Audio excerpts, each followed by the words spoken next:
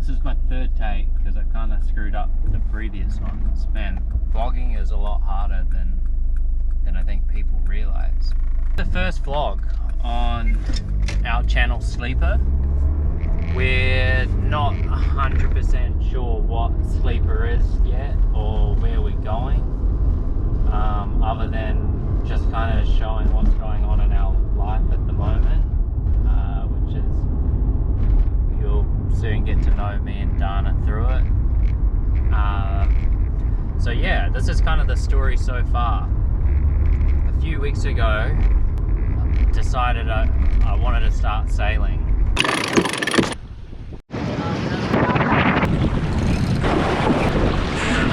Wanted to sail for quite a while, and in amongst my busy schedule of working and skating and not really doing anything else,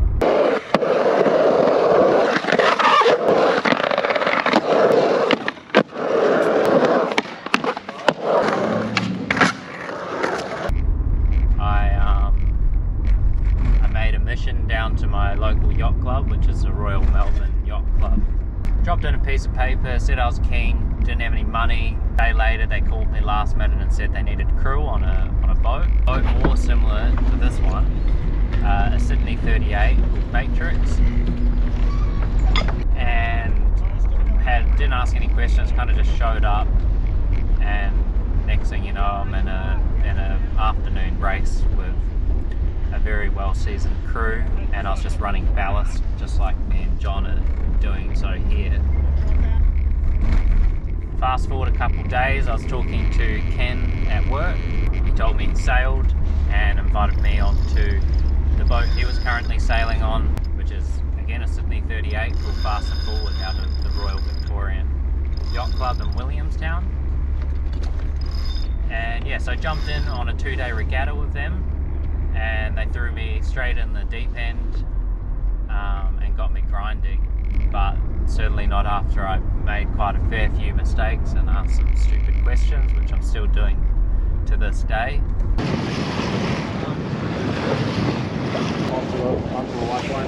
Slip knot? Yeah, that just keeps it. Like a figure 8 one. Are we there? Oh, a little further, Yeah, that's it. Cool. Beautiful.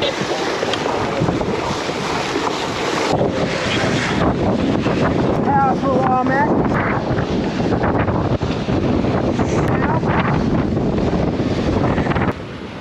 I reckon that mark in front of us has got to be the drive mark, right? The windward return.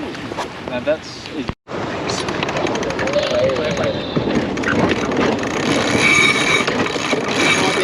Knock down there. Yeah. On the other end. Second.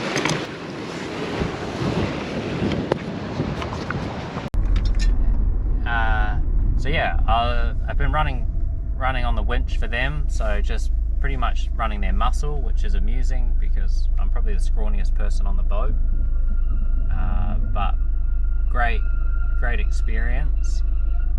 So for anyone that doesn't know what a grinder does, I'm just pulling in the sheets of the sails, so the ropes, with the help of someone else who's pretty much just telling me what to do and when to grind, which is cool. A really interesting experience. However, along the way, after spending a bit more time on the boat and on another boat, I quickly realized I wasn't quite grasping the fundamentals, coming from a non-sailing background and haven't really spent that much time on the ocean in wind other than my terrible surfing. I've kind of just have no clue what's going on. So I decided to buy a boat with my brother.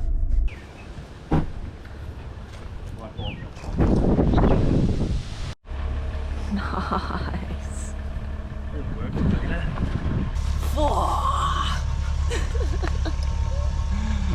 After one day of looking, Ken telling me that I was an idiot for trying to buy a racing catamaran, I went and looked at one boat, which was a 1971 GP14, which is a full timber 2-man boat. weight. I think it's around 140 kgs. So it's pretty heavy for a little dinghy, which is obviously a given because it's made out of timber. But yeah, I kind of got sold on the idea that you could put an outboard on it, and that was the real main selling point. Had no other clue how to buy a boat other than if it floated, it was the right thing, and I don't know, just looked mean to me, so I bought it. Next day, me and my brother took it out down in Frankston, which is where it is permanently residing, which is where my brother lives, and yeah, couldn't catch any wind. But all those sailing boats managed to get all the way over around the corner. Like a bit of wind down there, but not enough to to get us momentum. So we pretty much just drank a couple beers and floated around, stared at jellyfish, did dumb shit, and made some nice B-roll for commercial worthy B-roll for Mountain Goat.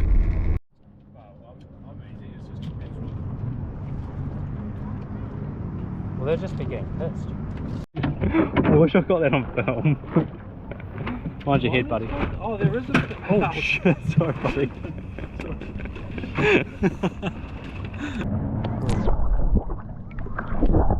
We'll plastic bag. The next week, drove, what's 40 odd minutes down to Frankston.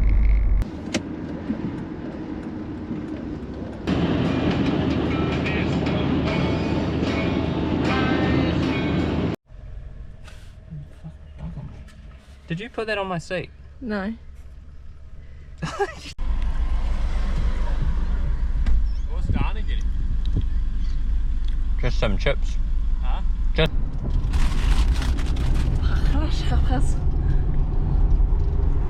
Oh yeah?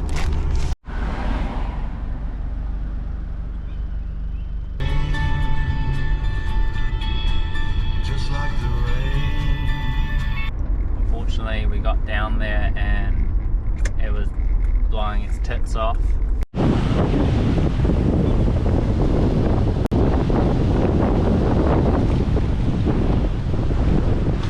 Alright, Raph, what just happened? It's too windy to go sailing. So we've got a few people coming up. I feel a bit awkward. So that pretty much sucked. Didn't really feel comfortable going out in over 10 knots of wind, and still don't. Finally, we got a day where me and my dad was free to go sail, and it wasn't blowing hard. And yeah, we went down, we set up the boat. My dad has some experience sailing from when he was younger, which was a fair while ago, so it's pretty incredible just watching him on the boat and his ability to navigate it at this stage. But yeah, we jogged on down and set up the boat, started cruising, had the rigging all wrong. The main sheet was cooked, to say the least. Just wasn't right. You can see it getting caught here on my dad's life jacket, and yeah. But anyway, we kind of, all things aside, started cruising, did a couple tacks, and we're doing really well.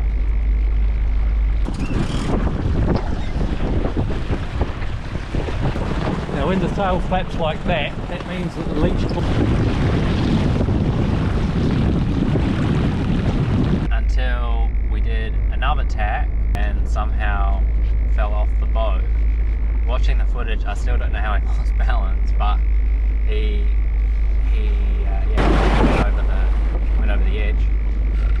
So I quickly jumped to the back, grabbed the tiller, I think, from memory, and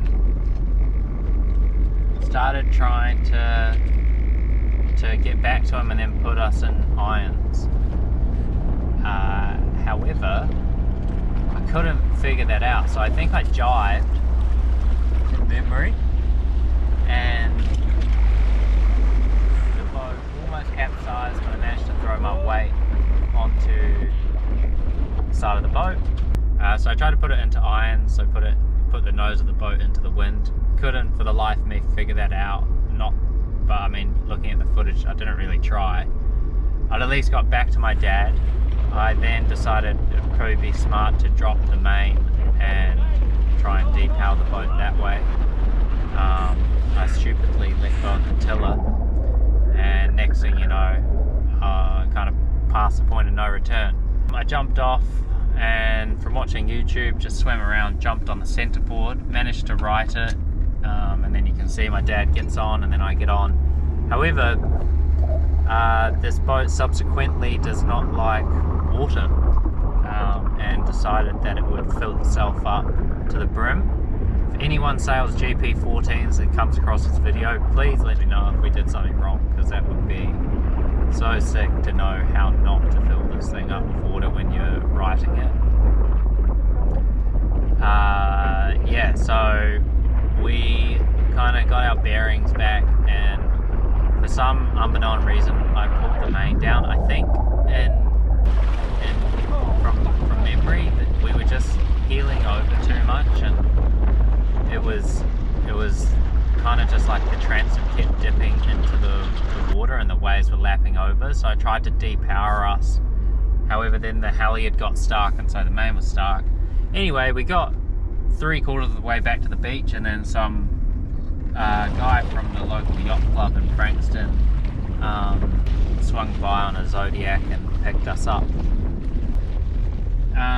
That was kind of our first real sail, so it was a bit of an experience.